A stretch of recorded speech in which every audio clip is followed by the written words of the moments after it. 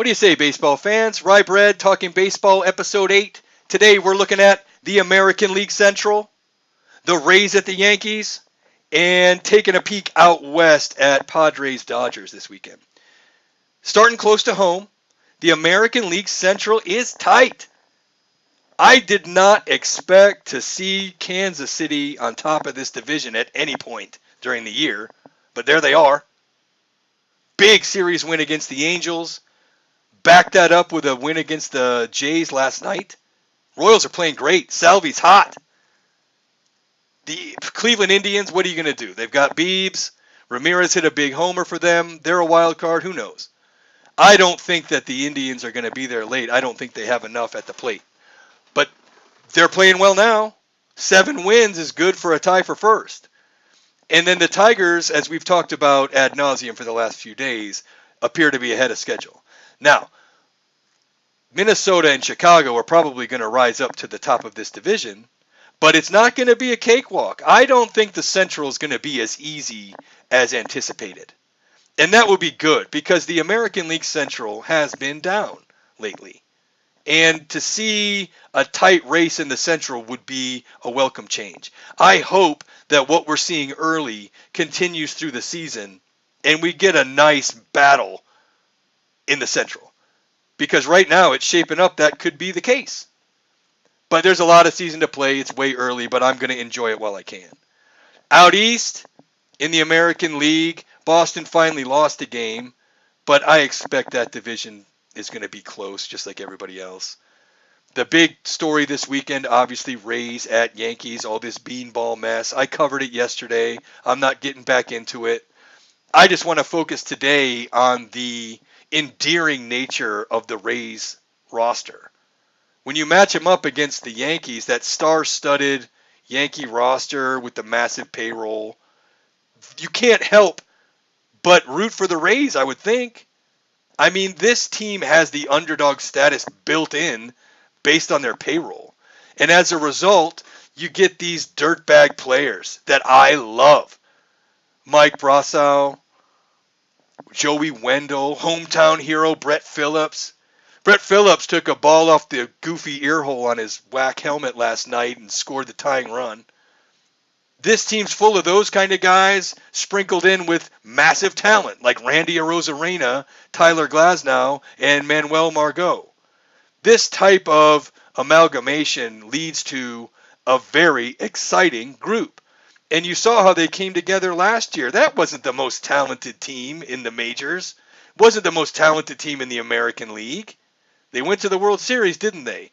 They believed in each other. They had enough talent. Arozarena went Arozarena, and the rest is history. But they're still an exciting team. They don't have as much pitching. The bullpen's in trouble. The Yankees are going to be a tough matchup for them because they're such massive boppers in that lineup. And if the Rays bullpen doesn't get it together, it's going to be crooked numbers all over the scoreboard in the Bronx. But hopefully we get a baseball game and not a dodgeball match. And it turns out that we can just put it all behind us somehow. I just don't think that's going to happen. But I hope we get more baseball and less dodgeball this weekend. I'll obviously be following up on that tomorrow. Out west, Padres hosting the Dodgers. The Padres face a similar dilemma that the Rays face as far as their home stadium. When the Yankees and the Red Sox play at the Trop, it's a home game for the Yankees or the Red Sox. They just bat first. It's gross. And this happens out there in San Diego as well when the Dodgers come to town. The Dodgers just have been so dominant for so long. I know what it's like as a Rays fan. It's been happening my whole life as a Rays fan. But this year feels a little different because the Padres have more firepower on paper than they have recently. But there's a mental thing that they're going to have to get by because I think this series is huge for the Padres. But the Dodgers have to be loosey-goosey right now. They're 11-2, on top of the world. They're waiting on top of the mountain for somebody to come try and push them off. all the hard work is on the Padres, and all the pressure is on the Padres. And they're a younger club than the Dodgers. So they might press this weekend. I have a feeling that might happen. I hope it doesn't. It would be great for the league if the Padres could come out strong and really establish a rivalry here. But until they beat the Dodgers a couple times, it's not really going to be a rivalry because the Dodgers have just been that dominant. Now, starting with winning a few games and taking back your stadium and all of those things, that's a process. And realistically, I think the Padres are a year away, but it's not out of the realm of possibility, especially if Tatis turns out to be healthy.